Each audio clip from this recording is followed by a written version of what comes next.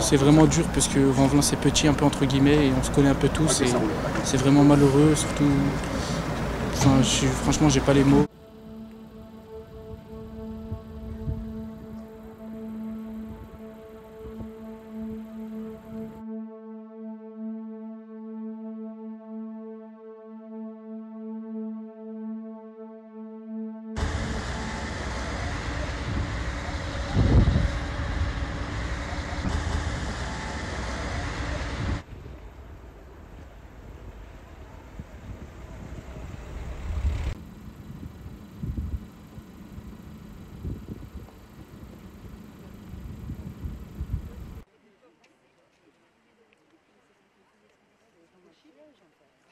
Vers 3h30 du matin, j'ai entendu des cris. Du coup, je me suis précipité, je suis sorti de chez moi.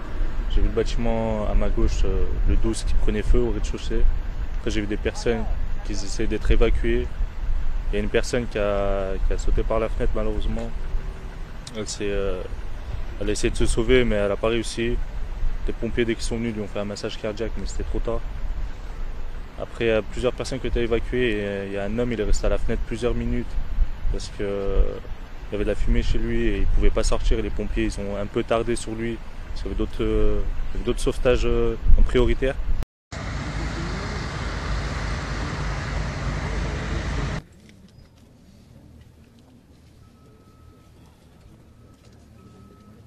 En arrivant là, j'ai vu tout ce monde avec tous les pompiers, tous les policiers, donc je me suis garé et je suis parti vers les lieux.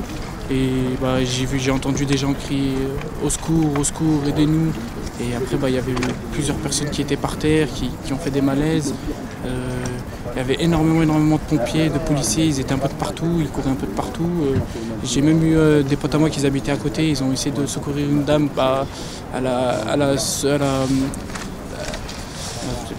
Elle a sauté son fils pour que les autres ils le réceptionnent. Ils ont réussi, mais après elle a sauté et elle a succombé de ses blessures. C'était une maman, je ne sais pas de quel âge. L'enfant, je sais qu'il a 10 ans, il a réussi à survivre. Et voilà, c'était vraiment dur pour eux, enfin pour tout le monde. C'est vraiment dur parce que Vanvelin c'est petit un peu entre guillemets et on se connaît un peu tous et c'est vraiment malheureux. Surtout, franchement j'ai pas les mots.